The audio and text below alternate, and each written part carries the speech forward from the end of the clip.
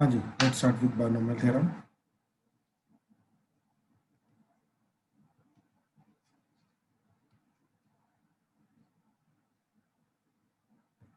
ठीक है भाई, बायनोमियल थ्योरम का मतलब क्या है? बायनोमियल का मतलब दो टर्म्स, ठीक है। और बायनोमियल थ्योरम के अंडर क्या आता है? दो टर्म्स की पावर इन जनरल अगर कोई भी चीज रेज की जाए, ठीक है, तो वो क्या चीज आएगी?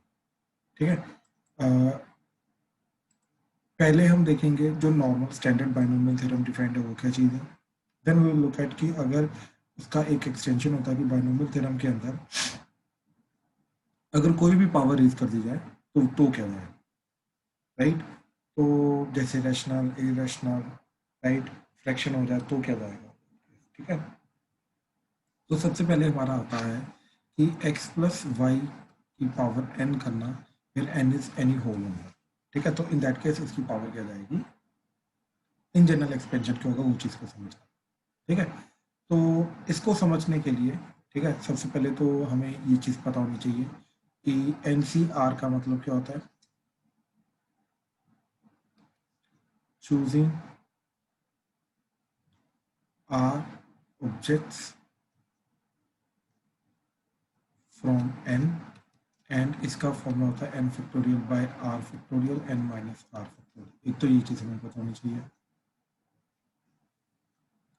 ठीक। सेकंड इज पास्कल ट्राइंगल हमें पता होना चाहिए।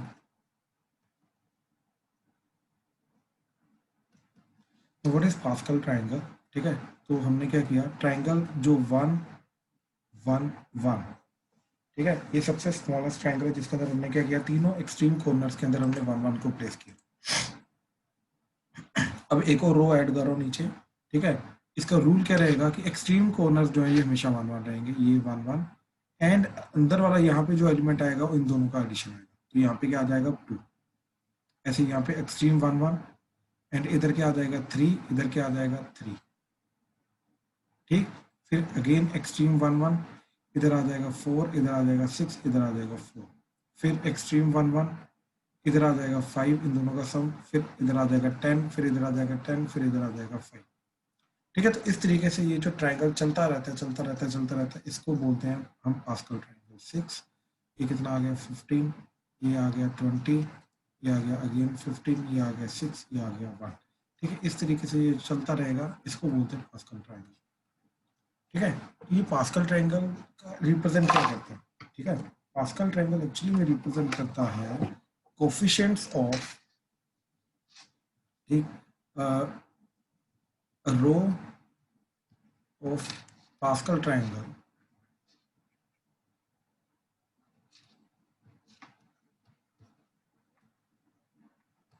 represents the coefficients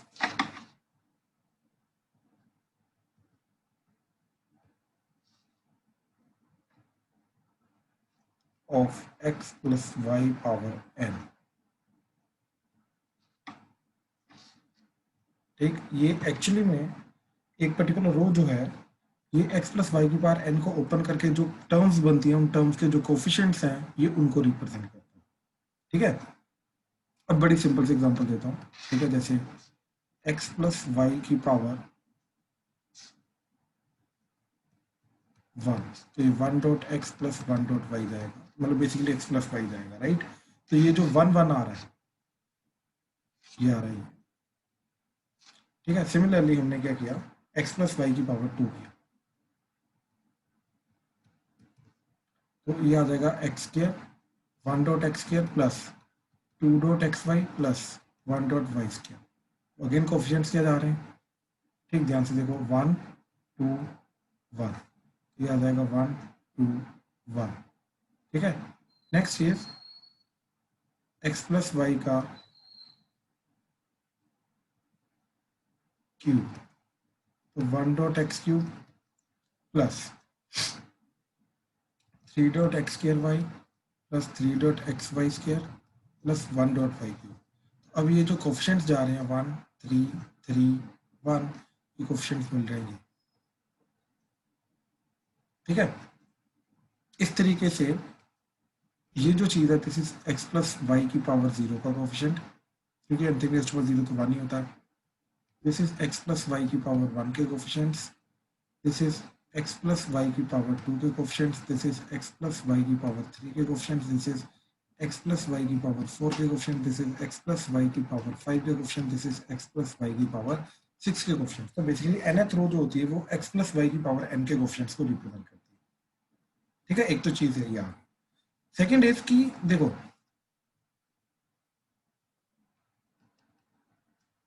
अब अगर मैंने x प्लस वाई का स्केयर लिया तो इन जनरल अगर किसी भी बच्चे से पूछेंगे तो वो तो ये बोलेगा x square plus y square plus 2xy। Right, तो हमें कैसे पता चलेगा कि इधर जो 1 1 आ रहा है, ठीक, ये 1 डॉट आ रहा है, ये 1 1 2, तो इधर तो 1 2 1 आ रहा है, तो ये किस ऑर्डर में आएंगे? ठीक है, ये जो कोफिशिएंट्स हैं, इधर के ये जो कोफिशिएंट्स हैं, ये किस ऑर्डर में हमें मैच करने, ये कैसे पता चलेगा? ठीक है, ये चीज को किस तरीके से देखेंगे? तो क्या रीजन है, क्या चीज है इसके पीछे? इसके पीछे ये चीज है कि कौन सी टर्म का कौन सा कोफिशिएंट होगा, तो क्या करना है, हमें x प्लस वाई की पावर 2 लेना है। इनकेस अगर इसका कोफिशिएंट है x प्लस वाई की पावर 2 में क्या करेंगे, सबसे पहले फर्स्ट वाला वेरिएबल की power highest low and correspondingly दूसरे वाले वेरिएबल की पावर लोएस्ट लो। फिर जिसकी हाईएस्ट पावर है एक कम कर दो, जिसकी लोएस्ट पावर है एक बढ़ा दो, इस तरीके से चलते रहो। तो एक्स की पावर 1 हो गया, एक कम हो गई, एंड सिमिलरली वाई की पावर 1 हो गई। फिर अगली टर्म में क्या जाएगा, एक्स की पावर एक और कम हो जाएगा तो एक्स की पावर 0 हो जाएगी और वाई की पावर एक और बढ़ जाएगा 2। ठीक है, और यही तीन टर्म्स पॉसिबल है। अब इनके जो कोफिशिएंट्स हैं वो आएंगे 1 2 1, तो ये जाके जाएगी हमारी पॉलिनोमियल थ्योरम, तो ये जाके जाएगा हमारा एक्स के plus 2 x y plus y square. ठीक है, तो यहाँ से हमें मिलेगा एक्स प्लस वाई का होल स्क्वायर। अब सोचो, अब जैसे ये चीज, ठीक है, एक्स प्लस वाई की पावर 5 के कोफिशिएंट्स अब हमें मालूम है क्या है। ठीक है, ये एक्स प्लस वाई की पावर 5 के कोफिशिएंट है, लेकिन टर्म्स क्या होंगी जिनके ये कोफिशिएंट जाएंगे? ठीक है, तो एक्स प्लस वाई की पावर 5 में सबसे पहले क्या आएगा, एक्स की पावर 5 वाई की पावर 0, एक्स की पावर 4 वाई की पावर 1, एक्स की पावर 3 वाई की पावर 2, एक्स की पावर 2 वाई की पावर 3, एक्स की पावर 1 वाई की पावर 4, एक्स की पावर 0 वाई की पावर 5। क्या आ जाएगा, 1 dot 5 dot 10 dot 10 dot 5 dot 1 dot plus plus plus plus. ठीक है, ये चीज आ जाएगी। हाँ जी सर, अब क्लियर हुआ? कोई डाउट तो नहीं इसमें? क्लियर है सर। कृतेश, उदय, आर्यन, क्लियर है? Yes sir. ठीक है, अच्छा, ठीक ठीक ठीक ठीक, गुड गुड। ठीक है, अच्छा, अब एक चीज ध्यान से समझो कि यहाँ से मैं अगर क्विकली अगर निकालना है एक्स प्लस वाई की पावर 4, एक्स प्लस वाई की पावर 5, एक्स प्लस वाई की पावर 6, तो पास्कल ट्रायंगल बना के मैं इजीली निकाल सकता हूँ। ठीक है, बहुत इजीली निकल सकता है, बहुत जल्दी निकल सकता है, इसमें कोई प्रॉब्लम नहीं। बट प्रॉब्लम ये आती है कि अगर एक्स प्लस वाई के बाद 20 तक जाना है, 25 तक जाना है, 100 तक जाना है, तो भैया देखो इन दोनों को ऐड करोगे तो नीचे वाली चीज आएगी। राइट, फिर एक्सट्रीम 1 1 रखेंगे, फिर आगे इन दोनों को ऐड करेंगे, फिर नीचे वाली चीज आएगी, फिर एक्सट्रीम 1 1 रखेंगे। तो कहने का मतलब ये है कि अगर मेरे को 10th रो तक जाना है तो मेरे को 9th रो पता होनी चाहिए, 9th के लिए 8th पता होनी चाहिए, 8th के लिए 7th पता होनी चाहिए, 7th के लिए 6th पता होनी चाहिए, 6th के लिए 5th पता होनी चाहिए, तो पिछला पूरा का पूरा ट्रायंगल पता होना चाहिए। सिमिलरली अगर मेरे को मान लो एक्स प्लस वाई की पावर 25 निकालना है तो पास्कल ट्रायंगल के अकॉर्डिंगली बहुत कॉम्प्लेक्स हो जाएगा सिनेरियो। राइट, तो इसलिए हमने क्या किया, पास्कल ट्रायंगल को पहले हमने एक पर्टिकुलर ऐसी फॉर्म में कन्वर्ट किया जो हमें पता है। ठीक है, तो ध्यान से देखना, देखो क्या था pascal triangle, 1 1 1 1 1 1 2 1 1 3 3 1 1 4 6 4 1 1 5 10 10 5 1 1 6 15 20 15 6 1 and so on। अब इसको हमने कन्वर्ट कर दिया सी की फॉर्म, तो जैसे ये इसको लिखा 0 C 0, ठीक, फिर इसको लिखा 1 C 0 1 C 1, फिर आगे लिखा 2 C 0 2 C 1 2 C 2,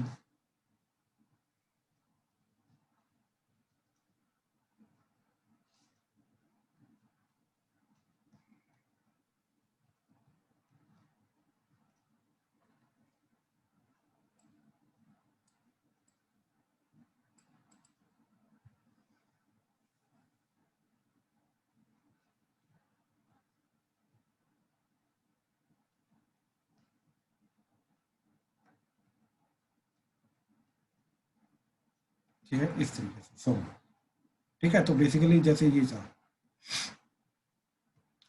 तो 0 power, power 1, power 2, power 3, power 4, तो ये x प्लस वाई की पावर 4 को रिप्रेजेंट कर उसके कोफिशिएंट्स को। तो इसके लिए हमने क्या किया, इसको 4c0, 4c1, 4c2 इसमें कन्वर्ट कर दिया। तो 4c0 से शुरू होकर कहाँ तक जाएगा, ये 4c4 तक जाएगा। तो ये कोफिशिएंट्स बन जाएंगे। ऐसे ही अब अगर nth रो में जाना है, अब इजी हो गया हमारे लिए, क्योंकि अगर हमें पावर n के कोफिशिएंट्स चाहिए तो वो क्या जाएंगे, nc0, nc1, nc2, nc3, so until ncn। अब हमें ये चीज यहाँ पे पता चल गई। हाँ जी सर, अब क्लियर है, कोई डाउट तो नहीं यहाँ पे? क्लियर है सर। ठीक है, ओके ओके। उदय, कृतेश, आर्यन, क्लियर है ना अभी तक? कोई डाउट है तो प्लीज बताओ। क्लियर है सर। ठीक है ठीक है ठीक है ठीक है, तो ये चीज पता चल गई। चलो अब एग्जैक्ट बनाते हैं टर्म्स को। ठीक है, तो क्या चीज आ रहा है, x प्लस वाई की पावर n। तो सबसे पहली टर्म क्या आएगी, जिसके अंदर x की पावर, फर्स्ट टर्म कंसीडर करेंगे। ठीक है, तो इसकी पावर हाईएस्ट रहेगी, तो x की पावर n, y की पावर 0।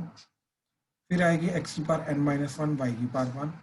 फिर आएगी n माइनस 2, y की पावर 2। फिर आएगी x की पावर n माइनस 3, y की पावर 3। ठीक, सो टिल x की पावर 0, y की पावर n। एक एक x की पावर कम होती जा रही है, y की पावर बढ़ती जा रही है, तो लास्ट टर्म में x की पावर 0, y की पावर n आएगा। इधर क्या जाएगा, nc0, nc1, nc2, nc3, so until ncn, plus plus plus plus plus. ठीक है, इस तरीके से याद आएगा फर्स्ट टर्म, ये आ जाएगा second term, third term, fourth term, and so until n plus 1। ठीक है, तो पहले तो इसको डाइजेस्ट करो कि this is your binomial theorem. तो क्या है बाइनोमियल थ्योरम हमारी, it is x plus Y की power n that is equal to nc0। अब ध्यान से देखना क्या क्या चीजें हो रही है यहाँ पे, ऑब्जर्व करने वाली क्या क्या चीजें। ठीक है, तो जैसे सबसे पहले जो पावर y की आ रही है वही c का नीचे हो रहा है। ठीक, ध्यान से ऑब्जर्व करो।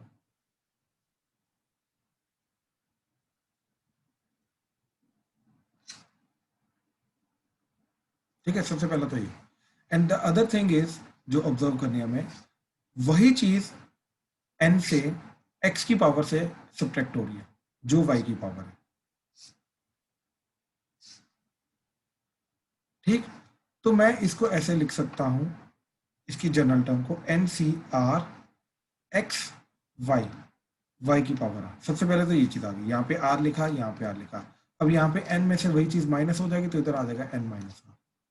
अब लेकिन ध्यान से ऑब्जर्व करो कि ये जो चीज जा रही है, ये जा रही है फर्स्ट टर्म, ये जा रही है सेकेंड टर्म, ये जा रही है थर्ड टर्म, ये जा रही है fourth term, and so on till ये जा रही है। खुद सोचो, फर्स्ट टर्म के लिए इधर आ रहा है 0, सेकेंड टर्म के लिए आ रहा है 1, थर्ड टर्म के लिए आ रहा है 2, तो एक एक कम आ रहा है। ठीक है, तो कहने का मतलब ये है कि, और उल्टे डायरेक्शन में देखूं अगर मैं, ठीक, कि अगर इधर 0 आ रहा है तो फर्स्ट टर्म आ रही है, प्लस 1 करके टर्म आ रही है। इधर 1 आ रहा है तो प्लस 1 करके टर्म आ रही है 2। इधर 2 आ रहा है तो प्लस 1 करके थर्ड टर्म आ रही है। इधर 3 आ रहा है तो प्लस 1 करके फोर्थ टर्म आ रही है। तो इधर r आएगा तो ऑब्वियसली ये किसको रिप्रेजेंट करेगा, r प्लस 1th टर्म को। तो this will represent t r plus 1। तो याद रखना, बाइनोमियल थ्योरम के अंदर हमेशा ये थोड़ा सा चीज का फर्क पड़ता है कि अगर यहाँ पे ये r है, राइट, तो ये rth टर्म को रिप्रेजेंट नहीं करेगा, ये in fact r plus 1th term को रिप्रेजेंट करेगा। हाँ जी सर, आप कृतेश, उदय, आर्यन, क्लियर हुआ ये चीज? कोई डाउट तो नहीं इसमें? ध्यान से देख लो। No sir. पक्का क्लियर है? सर Yes, ये sir. r+1 एक बार बताना कैसे है? भाई देख सर, अब अगर r की वैल्यू 0 है, देख r को इधर 0 पुट करेगा, इधर 0 आ जाएगा, इधर 0 आ जाएगा, इधर 0, तो ये चीज बन जाएगी। Yes sir. तो r को 0 रख के क्या बन रहा है, फर्स्ट टर्म, सर समझ आ गया। राइट। ऐसे 1 रख के सेकेंड टर्म, 2 रख के थर्ड टर्म, 3 रख के फोर्थ टर्म, तो r रख के r प्लस 1th टर्म। ठीक है ना? हाँ जी सर। ठीक है, अच्छा ये सोच कि अगर तेरे को rth टर्म को ऐसे ही रिप्रेजेंट करना है तो क्या करना पड़ेगा।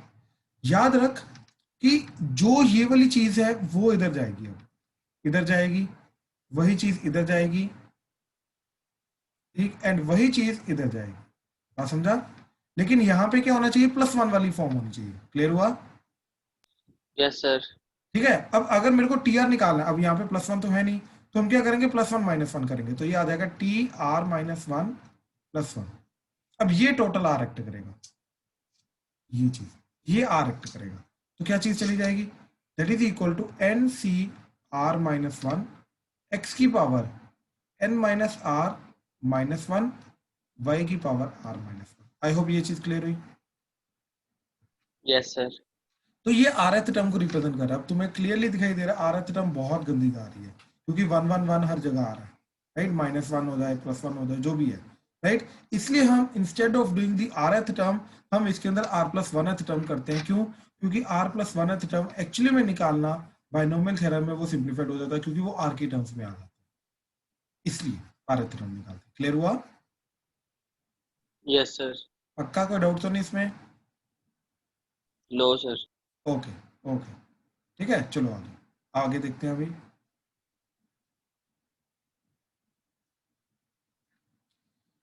ठीक है, अब आगे देखते हैं। तो ये थी तुम्हारी बेसिक बायनोमियल थ्योरम। इसके थ्रू हम सारी की सारी चीज़ों को एक्सपेंड वगैरह करते हैं। ठीक है, तो यहाँ पे अब मैं अगर स्टार्टिंग में बायनोमियल थ्योरम को दोबारा लिखूँ तो क्या चीज़ चली जाएगी, NC0 x की पावर n y की पावर 0।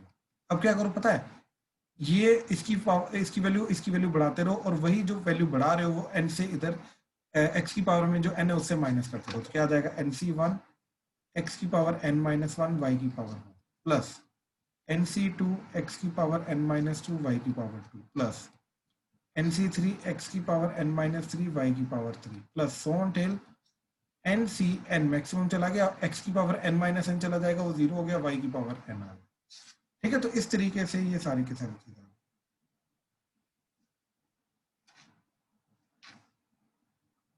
ठीक है, तो चलो अब एक तो ये चीज हो गई। ठीक है, ठीक, तो ये बायनोमियल थ्योरम। अच्छा,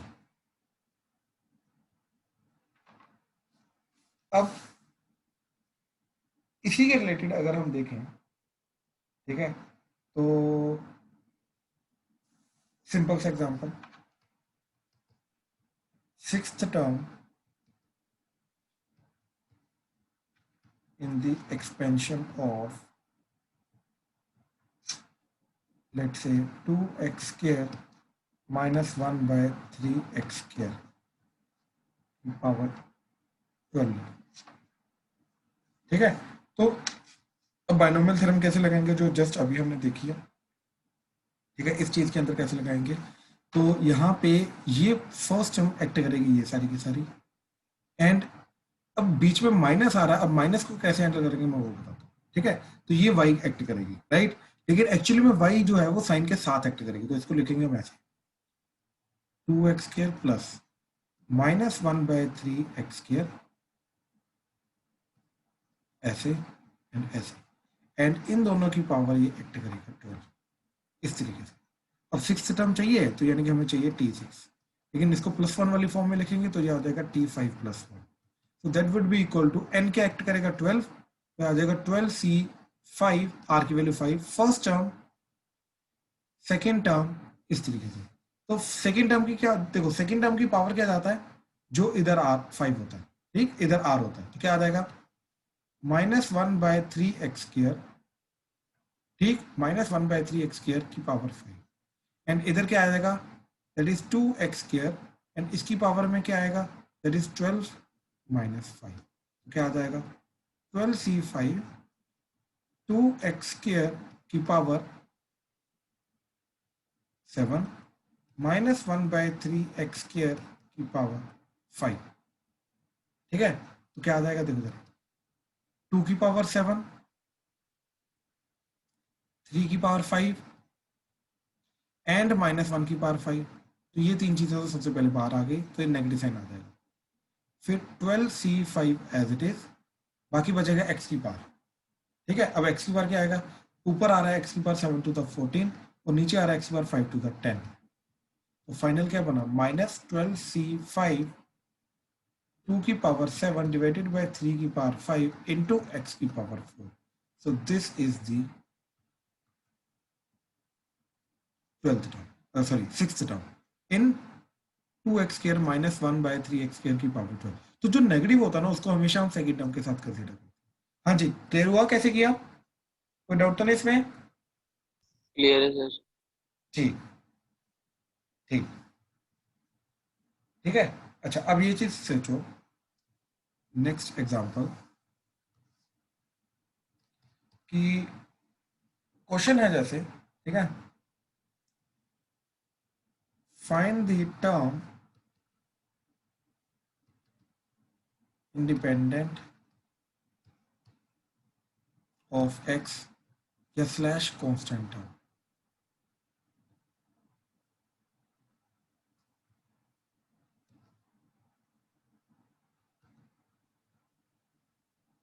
ठीक है, टर्म इंडिपेंडेंट ऑफ x बोल दो या कांस्टेंट टर्म, जैसा मर्जी बोल दो, कोई फर्क नहीं पड़ेगा. ठीक है, तो ये चीज हमें बतानी है. इन 3x cube minus 5 by X की पावर 20. ठीक है, अज्यूम करो ये क्वेश्चन. अब इसके अंदर क्या चीज चाहिए हमें? कांस्टेंट टर्म चाहिए, बेसिकली x नहीं होना चाहिए. x की पावर क्या होनी चाहिए? तो यहाँ पे x की पावर 0 होना चाहिए. ठीक है, याद रखना. तो यहाँ पे x की पावर क्या होना चाहिए? x की पावर 0 होना चाहिए. तो सबसे पहले हमने क्या किया, इस केस में जनरल टर्म ढूंढते हैं. तो जनरल टर्म क्या आएगा? T R plus 1. तो दैट इज 20 CR, क्योंकि n जो है वो क्या एक्ट करेगा? n एक्ट करेगा 20. तो ये आ जाएगा 20 CR. First term that is 3x cube की power 20 minus R N minus are and minus 5 by X की पावर आर. अब इन टाइप के क्वेश्चंस के अंदर हम क्या करेंगे? सब कुछ अलग करेंगे एंड एक्स की पावर्स को अलग कर देंगे. ठीक है, जो भी एक्स की पावर आ रहा है उसको अलग कर देंगे एंड जो भी बाकी अदर चीज आ रही है उसको अलग कर देंगे. ठीक है, तो क्या चीज आ जाएगी? ये आ जाएगा 20 CR. यहाँ से 3 की पावर अलग कर देंगे, 3 की पावर 20 माइनस आर अलग कर देंगे, यहाँ पे माइनस 5 की पावर आर अलग कर देंगे. तो बाकी क्या बचा? x की पावर 3 इंटू 3 की x की पावर 3 की पावर 20 माइनस आर. तो x की पावर क्या चला जाएगा? 60 माइनस 3r. ठीक, और डिनोमिनेटर में क्या जा रहा है? x की पावर r. तो देखो ये क्लियरली क्या चीज जा रही है? 20 CR x की पावर 3 की power 20 minus are and minus 5 की पावर r. ठीक है, एंड इधर x की पावर क्या जा रहा है? 60 माइनस 4r. ठीक है, क्लियरली ये चीज आ रही है. अब देखो ये आ गया टी आर प्लस 1. अब हमें r इस हिसाब से ढूंढना है कि x जो है वो बचे ही ना, राइट? यानी कि x की पावर क्या हो जाना चाहिए? x की पावर 0 हो जाना चाहिए. तो कहने का मतलब ये चीज है कि ये जो पर्टिकुलर पावर जा रही है 60 minus 4r should be 0 for the term to be independent और कांस्टेंट टर्म. ठीक है, ये चीज होना चाहिए. तो यहाँ से r की वैल्यू क्या मिली? r की वैल्यू मिली 15. r की वैल्यू 15 का मतलब ये है कि यानी कि इधर 15 को पुट करो. इस चीज का मतलब क्या है कि जो 16th टर्म है, therefore t15 plus 1 that is t16, क्या चीज जाएगी वो? ठीक, 16 टर्म की वैल्यू की जाएगी, इधर r को 15 पुट कर दो. तो 20C15, 3 की power 20 minus 15 that is 5 minus 5 की पावर 15, दैट्स इट. क्योंकि ये तो पावर 0 हो जाएगा. तो this is the constant term. हाँ जी, प्लीज कंफर्म करो. क्लियर हुआ? कोई डाउट तो नहीं इसमें? क्लियर है सर. रितेश, आर्यन, उदय, क्लियर है? Yes, sir. उदय, क्लियर हो रहा है? Yes, sir. ठीक है ठीक है ठीक है. तो ये चीज आ गई. अच्छा, अब ये सोचो कि अगर ऐसा क्वेश्चन आ जाए,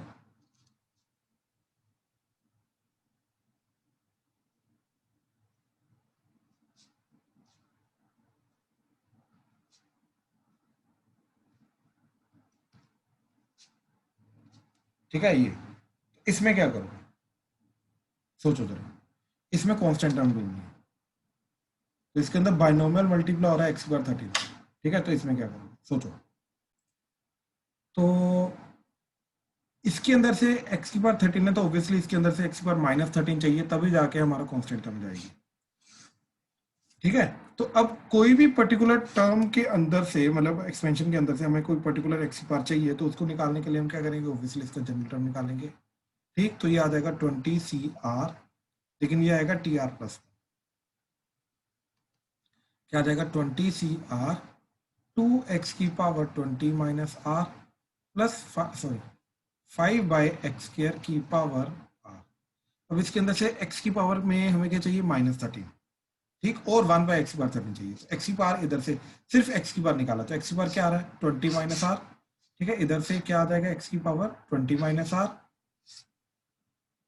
एंड इधर से x की पावर क्या जा रहा है सेकंड टर्म से, दैट इज डिनोमिनेटर में जा रहा है x की power 2r divided by x की पावर 2r और x की पावर 20 माइनस 3r, ठीक है, ये चीज आ रही है। Now 20 minus 3r that should be equal to -30 और 33 should be equal to 3r or r is equal to 11, ठीक है, और r is equal to 11, ठीक है। तो इस तरीके से ये सारा का सारा जाएगा, ठीक है। तो यानी कि r की वैल्यू 11 जो होगी, 11 का मतलब क्या है 12th टर्म, राइट। तो 12th टर्म जो होगी वो इसके अंदर ओवरऑल कांस्टेंट टर्म जाएगी, ठीक है। अब r वैसे जाएगा क्या, ठीक, इसके अंदर r को क्या पुट करना है अब 11, तो क्या आ जाएगा तुम्हारा constant term, that is constant term is 20C11, ठीक है, r की वैल्यू 11 पुट कर दी, 2 की पावर, क्योंकि x वगैरह तो छोड़ दो, वो तो सब खत्म हो जाएगा, तो 2 की पावर क्या जाएगा इधर 20 माइनस 11 क्या वो आ जाएगा 9, तो 2 की पावर आ जाएगा 9 इंटू 5 की पावर आ जाएगा 11, so this is the overall value of the constant term. हाँ जी, प्लीज कंफर्म करो, क्लियर है, कोई डाउट तो नहीं इसमें, मैच कर रहा है सर अभी? यस सर, ठीक यस सर। ठीक ठीक ठीक ठीक, ठीक है, चलो अब आगे देखो जरा।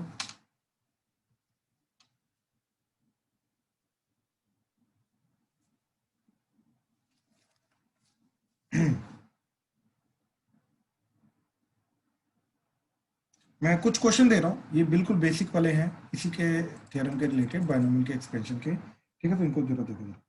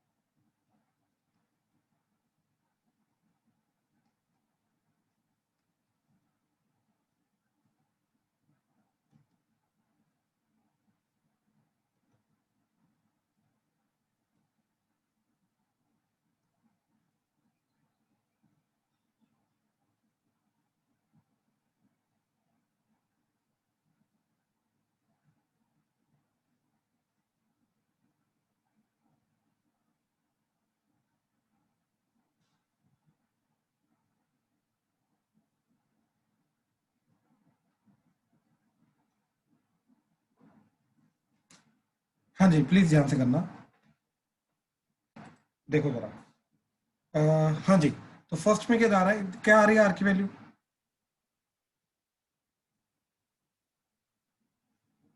सर 9 आ रही है। 9। ओके ओके, कृतेश हुए ये क्वेश्चन? सराब, उदय, आर्यन?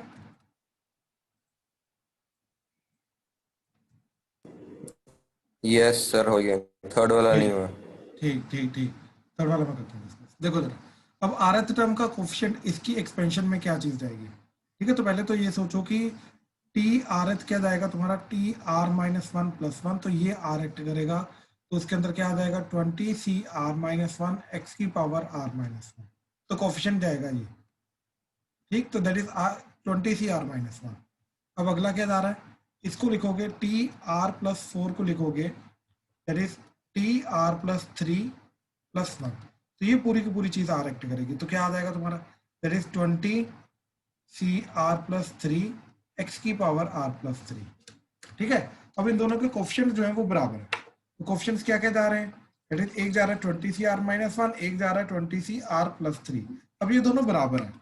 ठीक है, तो ध्यान से देखो जरा क्या आ जाएगा, that is 20 C r-1 that is equal to 20 C r+3। ठीक है, आर की वैल्यू क्या बोली तुमने, 9? बिल्कुल यस सर। बिल्कुल सही आ रहा है। देखो ये आ जाएगा 20। इसको ना करने का तरीका पता क्या होता है, ये बाइनोमियल थ्योरम के अभी एनसीआर के अंदर आई थिंक इसकी प्रॉपर्टीज होती हैं, ये आई थिंक हम अभी कमिंग लेक्चर में करेंगे। ठीक है, बट ये स्कूल लेवल की प्रॉपर्टी है जो चीज़ की यहाँ पे यूज हो रही है। ठीक है, 20 C r-1, इसको एक्सपेंड करके मत करना, एक्सपेंड करके हो जाएगा लेकिन उसके बिना ही हो जाएगा। ठीक है, कैसे, देखो प्रॉपर्टी क्या है कि अगर n c x is equal to n c y होता है, तो या तो x is equal to y होगा और x plus y is equal to n होगा, इसकी ये प्रॉपर्टी होती है।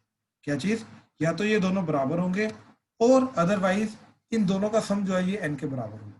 तो यहाँ पे ये दोनों बराबर तो आ नहीं सकते क्योंकि r-1 is not equal to r+3, r r कटेगा, -1 इज नॉट इक्वल टू 3, तो क्या होगा, that is r-1 plus r+3 that must be equal to 20। यहाँ से क्लियरली देखो क्या बन रहा है, 2r+2 दैट इज 20, तो r की वैल्यू क्या है, 9। हाँ जी, क्लियर हुआ? Yes sir. ये प्रॉपर्टी क्लियर है? हाँ जी सर। ठीक है, चलो, तो यहां से आर की वैल्यू 9 आ रही है। अगला देखो जरा, find the term independent of x.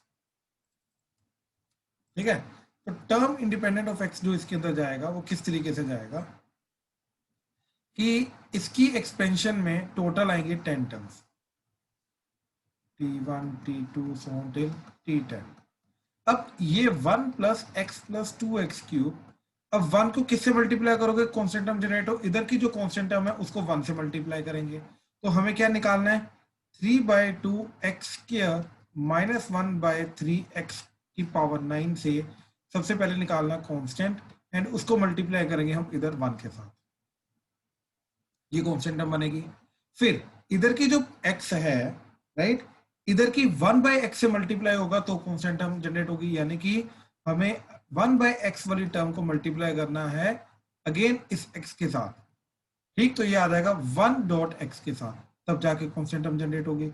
And similarly इधर x³ है, तो इधर 1/x³ होगा तो जाके वो इसके साथ मल्टीप्लाई होके कांस्टेंट टर्म जनरेट करेगा, यानी कि 1/x³ वाली जो टर्म है उसको मल्टीप्लाई करना है 2.x³ के साथ।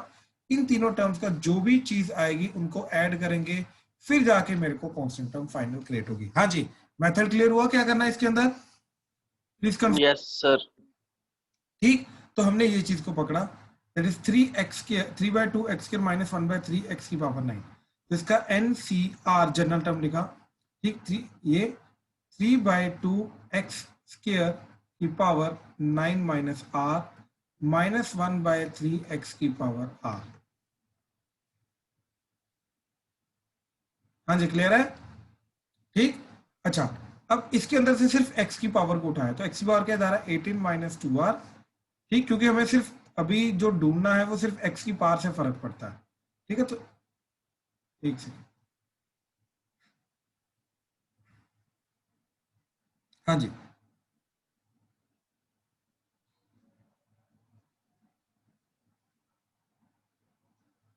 तो x की पावर 2 की पावर 9 माइनस 8, तो पावर मल्टीप्लाई होकर क्या हो जाएगा 18 माइनस 2।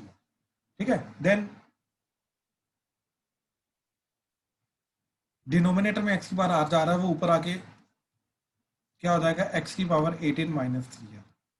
ठीक है, अच्छा अब कांस्टेंट टर्म अगर ढूंढनी है, सबसे पहला केस कांस्टेंट टर्म ढूंढनी है, तो 18 minus 3r that should be 0, तो r की वैल्यू आ गई 6। सेकेंड, अगर मेरे को 1/x ढूंढना है, 1/x का मतलब क्या है, x की बार -1 ढूंढना है, तो your 18 minus 3r should be -1 और 19 इज इक्वल टू 3r और r is equal to 19/3 which is not a natural number, whole number. Basically यहाँ पे होल नंबर चाहिए होता है, which is not a whole number.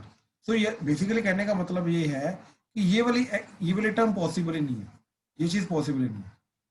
ठीक है, तो इसको एज इट इज इग्नोर मार दो। अब चाहिए मेरे को x की पावर 3 डिनोमिनेटर में, यानी कि x की पावर -3 चाहिए। ठीक है, तो थर्ड केस कि 18 minus 3r is -3, 21 is 3r और r इज 7, और r इज 7, तो बिल्कुल मिल गया।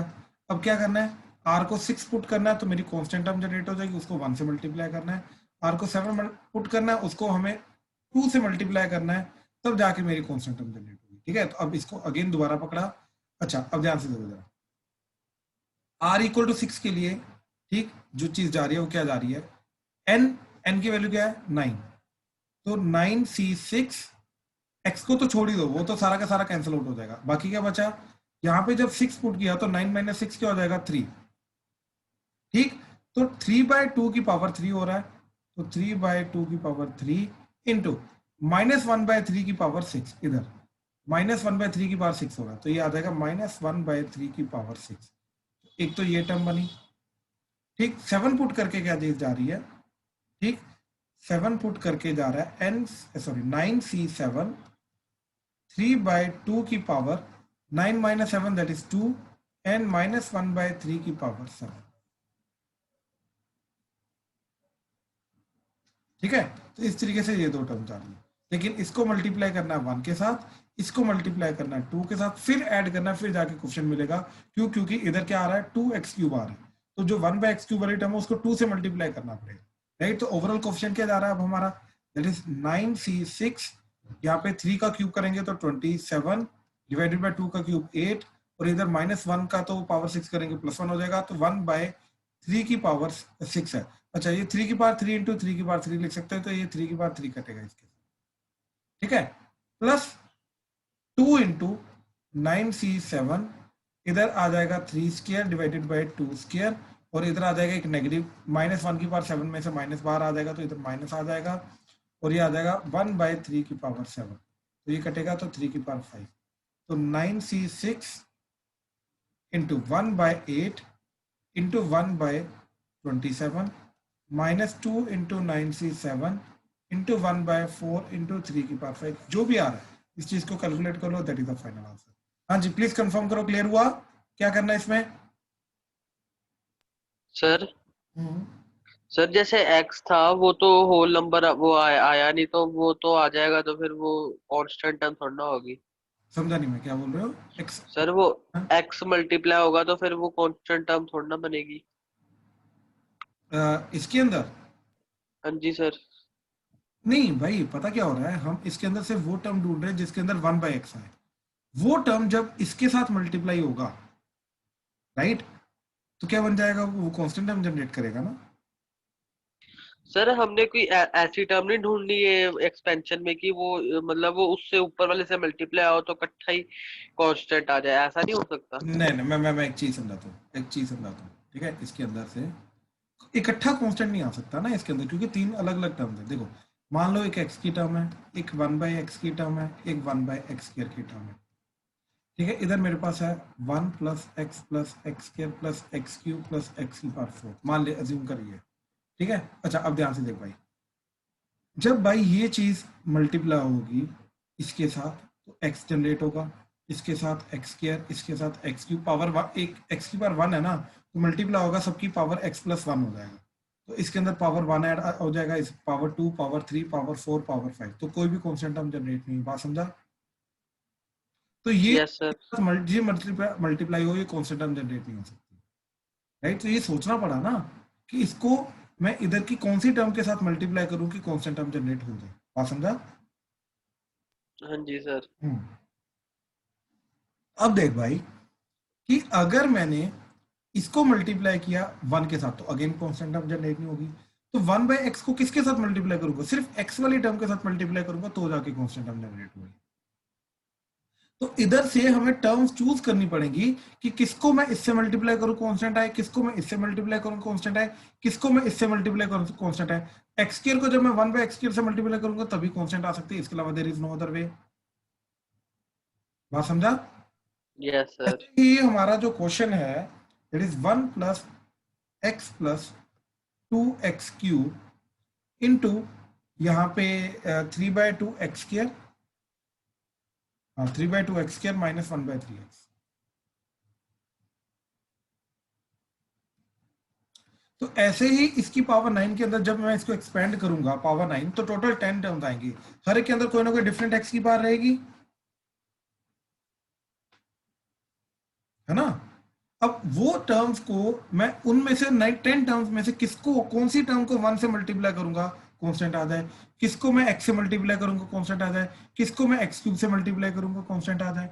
ऑब्वियसली इधर की कांस्टेंट टर्म को इधर को 1 के साथ मल्टीप्लाई करेंगे तो तभी कांस्टेंट इनटू कांस्टेंट ही कांस्टेंट होगा ना।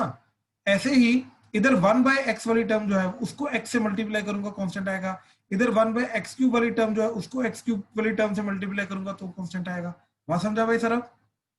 Yes sir. ठीक है, तो इसलिए हमने क्या किया स्टार्टिंग में ही हमने ये बोला कि भैया अगर हमें कांस्टेंट टर्म चाहिए तो ये वाली जो चीज है इसके अंदर से कांस्टेंट टर्म चाहिए उसको मैं 1 से मल्टीप्लाई करूंगा, तो इसलिए मैंने बोला कि कांस्टेंट टर्म को 1 से मल्टीप्लाई करना है। अब इधर से 1/x चाहिए उसको x से मल्टीप्लाई करेंगे, तो इधर से 1/x चाहिए उसको x से मल्टीप्लाई करेंगे, और इधर से 1/x³ चाहिए उसको 2x³ से मल्टीप्लाई करेंगे, तो इधर का 1/x³ को इधर के 2x³ से मल्टीप्लाई करेंगे। क्लियर हुआ ये चीज? क्लियर है सर। तो हर एक टर्म के कोरस्पॉन्डिंगली अलग टर्म क्रिएट होगी, ठीक है?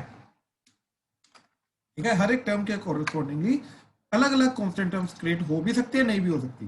ये किसके ऊपर डिपेंड करता है? ये डिपेंड करता है कि सोचो, अब अज्यूम करो, ये जो नीचे मैंने एग्जांपल दिया, अज्यूम करो भाई जैसे ये चीज है, इसको इधर से किससे मल्टीप्लाई करोगे कांस्टेंट टर्म जनरेट हो 1/x, हाँ है ना?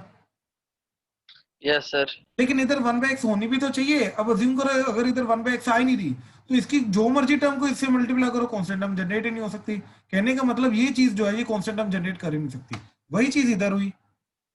तो हमने ये बोला कि इधर 1/x वाली टर्म इसके अंदर आ ही नहीं रही, अगर 1/x वाली टर्म आ ही नहीं रही तो उसको जिससे ये x से मल्टीप्लाई करोगे तो कोई भी टर्म को मल्टीप्लाई करो ये कभी कांस्टेंट टर्म जनरेट ही नहीं कर सकता। आई होप क्लियर हुआ? क्लियर है सर। ठीक है, तो ये कंसेप्ट है इसमें। अभी भी कोई डाउट है तो प्लीज बताओ। क्लियर है सर। रितेश, उदय, आर्यन, क्लियर है? Yes sir. ठीक ठीक ठीक ठीक ठीक है, चलो आ जाओ थर्ड क्वेश्चन पे आओ, काफी इंटरेस्टिंग क्वेश्चन है।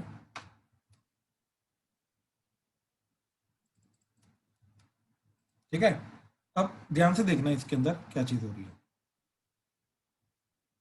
ठीक है, सबसे पहले तो ये देखो कि जब मैं x + a की पावर n को एक्सपेंड करूंगा तो आएगा nc0 x की पावर n a की पावर 0 प्लस nc1 x की पावर n - 1 a की पावर 1 प्लस nc2 x की पावर n - 2 a की पावर 2 प्लस nc3 x की पावर n - 3 a की पावर 3 प्लस 1।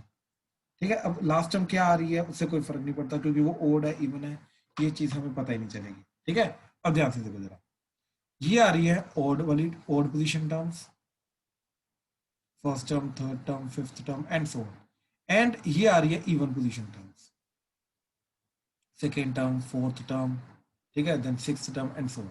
तो इन सब के सम को एंड इन सब के सम को उसने बोला है P एंड Q। ठीक है, तो क्या बोला उसने? और टर्म्स के सम को बोला P, यानी कि इनको बोला है P एंड इनको बोला है Q। आई होप ये चीज क्लियर हुई। राइट। तो यार x प्लस ए की पावर n के फॉर्म में तो वो सिंपली क्या बन जाएगा, that is nothing but p plus Q चला जाएगा। हाँ जी, ये चीज क्लियर हुई। ओड टर्म्स का लिया एंड इवन टर्म्स को लिया, तो ये क्लियरली क्या चला जाएगा, p प्लस क्यू चला जाएगा। हाँ जी, प्लीज कंफर्म करो, क्लियर हुआ अभी तक? Yes sir. राइट। अच्छा, देन नेक्स्ट, नेक्स्ट क्या चीज आ रही है, प्लीज ध्यान से देखो। सिमिलरली मैंने बोला कि जो चीज प्रूफ वगैरह करनी है ना, इससे हिंट लिया करो। यहाँ पे दोनों के अंदर मेरे को x माइनस ए भी चाहिए, तो मैंने x माइनस ए की पावर n को जनरेट करने की कोशिश की। तो ध्यान से देखना क्या चीज जाएगी, ये जाएगा nc0 x की पावर n माइनस ए की पावर 0। क्या किया हमने, इसको लिखा प्लस माइनस ए, तो second term will act as minus a now. तो ये आ जाएगा nc2 x की power n minus two a की पावर माइनस ए की पावर, सॉरी ये पावर जाएगा पहले 1, ठीक है, इधर जाएगा 1, और माइनस ए की पावर 1 में माइनस n बाहर आ जाएगा तो इधर नेगेटिव आ जाएगा, प्लस nc2 x की पावर n माइनस टू, और माइनस ए की पावर 2 हो तो ए की पावर 2 ही हो जाएगा, ठीक है। यहाँ पे माइनस ए की पावर 0, वो भी ए की पावर 0 ही हो जाएगा। फिर प्लस nc3 x की power n minus 3 minus A की पावर, उससे भी नेगेटिव आएगा तो इधर माइनस आ जाएगा और ए की पावर 3 आ जाएगा, एंड सो ऑन। अब ध्यान से ऑब्जर्व करो क्या हो रहा है, ये वाली टर्म्स एडिशन में जा रही हैं, तो क्या हो रहा है, ये जो ओड पोजीशन टर्म्स है ये प्लस में जा रही है, तो यानी कि p प्लस में आ जाएगा, और ये इन सब में से नेगेटिव साइन कॉमन ले लिया तो माइनस आ जाएगा, और ये इवन टर्म्स का सम है वो आ जाएगा q, यानी कि तुम्हारा x माइनस ए की पावर n जा रहा है p माइनस क्यू। अभी क्लियर हुआ Sarab? Yes sir. Ritesh, Aryan, clear है? Yes sir. ठीक है, अब ध्यान से देखो, अब कुछ बचा ही नहीं, इन दोनों को मल्टीप्लाई करते हो सबसे पहले, तो क्या बन जाएगा, लेफ्ट राइट हैंड साइड में बन रहा है p plus Q into P minus Q, that is P square minus Q square, और लेफ्ट हैंड साइड क्या आ रहा है, x प्लस ए की power n into X minus A की power n, that is x minus A into X plus A की power n, that is p square minus Q square, ठीक। तो that is X square minus A square की power n, that is p square minus Q square, ठीक है। ये तो first part prove हो गया। सेकंड में ध्यान से देखो, हमें क्या चाहिए, 4pq चाहिए। तो 4pq कैसे मिलेगा, इसका स्क्वायर करो 2pq आ जाएगा, इसका स्क्वायर करो माइनस 2pq आ जाएगा, दोनों को सब्ट्रैक्ट करो, हमारा काम हो जाएगा। तो देखो p plus Q that is जो x प्लस ए की पावर n है, p माइनस क्यू जो x माइनस ए की पावर n है, दोनों को स्केयरिंग की। तो पहले की स्केयरिंग करके क्या आ गया, p प्लस क्यू का square that is p square plus q square plus 2pq that is equal to, ध्यान से देखना, ये इधर